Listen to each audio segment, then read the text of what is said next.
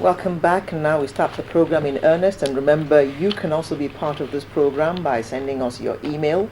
You can call us by phone, and also you can tweet. You can tweet at us. We are watching at sunrise Saturday, or you can just send it directly to me at Kayode Akintemi. You will know the spelling. It will be on the screen shortly.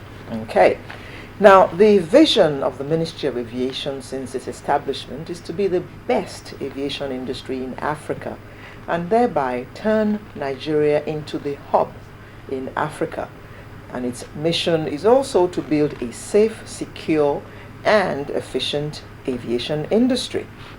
Now, how successful have we been in doing that in light of the recent happenings when Bellevue and Sosoliso came down about 5-6 years ago?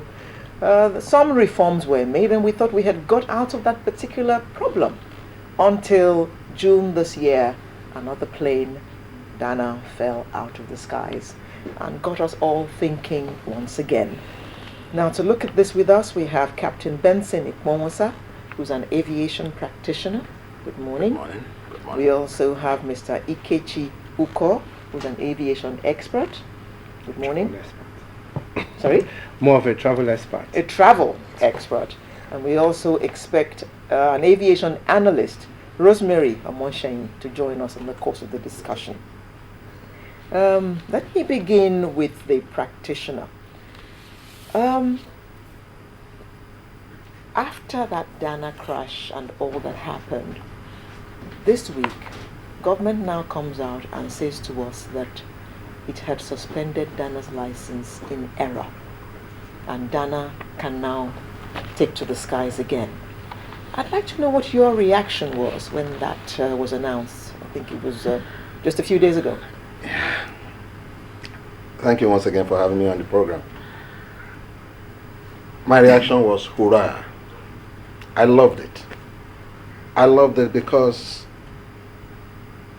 we Nigerians, a lot of us, we've turned ourselves into the square pegs, trying to fit ourselves into other people's round holes.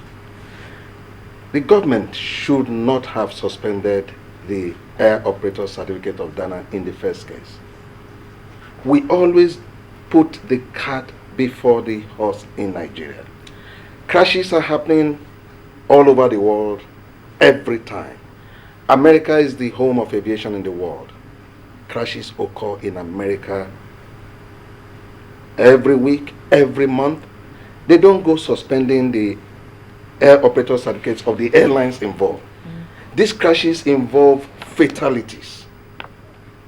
The first thing to do is not to hurt the economy. You can't punish somebody unless you find that person culpable of some infraction.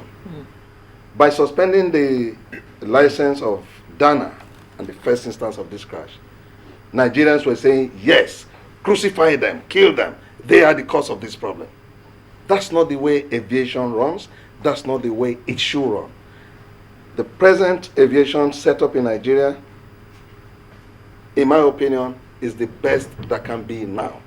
We have people from the Ministry of Aviation to the NCAA who are knowledgeable, but emotions are not letting Nigerians to allow these people to do the job the right way. I give you some examples. Ethiopian Airlines, a few years back, the plane, a 737, took off from Beirut in heavy storms. Every pilot reacts in a different way to stormy weather. Even when the crew were advised to take certain course through the skies, they chose their own course because they are the ones in the cockpit, they are the ones looking at their weather equipment. They took their own course. Within minutes of takeoff, the airplane crashed. Hundreds of people died. That same day after the crash, people all over the world were still flying other Ethiopian Airlines aeroplanes, including many Nigerians. The next day, many Nigerians still traveled on Ethiopian Airlines out of this country to other destinations in the world. They didn't say, oh, suspend the AOC of Ethiopia.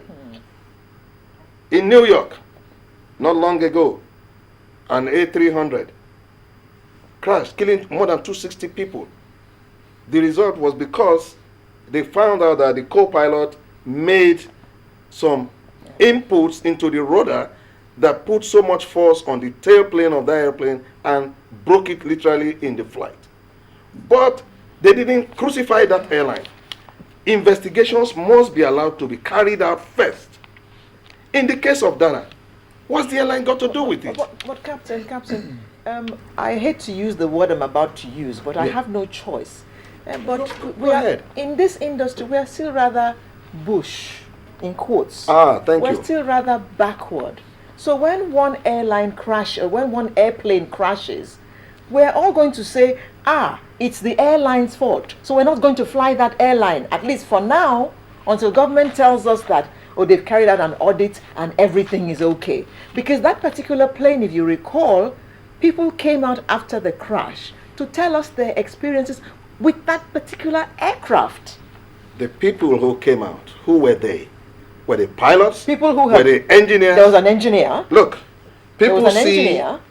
people see aeroplanes, fleet belonging to an airline. They are painted the same colors. The average man on the street does not know An which engineer aircraft is this. who actually quoted the number of the Well, plane. that engineer- and he said he had spoken to the pilot That when he was on engineer, that flight. that engineer, was he flying for Dana? No. Well, I mean, was he working for Dana? No. He wasn't working for Dana. Was that engineer type rated on that aircraft?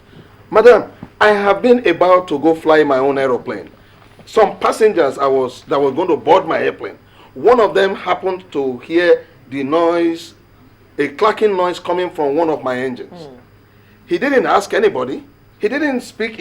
I walked past all the passengers into the cockpit after doing my own inspection of the airplane. He didn't say anything. He just turned to the other passengers and he said, which kind of plane be this? The engine don't knock even before we won't come on. And look, do you know it caused panic amongst the passengers? Because the clacking noise was still going on. And the reason is that these engines are designed that way. When they are windmilling on ground, if you park an airplane in such a way that the wind is blowing in the direction that can turn the blades, the blades will be turning, but the engine is not running. Now, those blades that you see, they are spaced in a particular manner on the engine shaft. There is space between each blade. Therefore, as the engine is windmilling, the blades will be going through those space and be dropping. So those are the clacking noise the man was hearing. And he says the engine had knocked. So you are right to say we are bush. Okay, Captain, let me take you up on something you said, because it sounds very much like a sweeping generalization. Very quickly, you said something along the lines of accidents happen every week in places like America. We follow the news in America. We don't hear of crashes happening every week. That will be a generalization that may not be fair on American Airlines or on British Airlines. I lived in the UK for many years. I don't hear of crashes happening so regularly. You see, there are crashes that are classified as incidents. Well, that And means nobody died. yes, and there are Okay, so those that's that not a involve crash. fatality.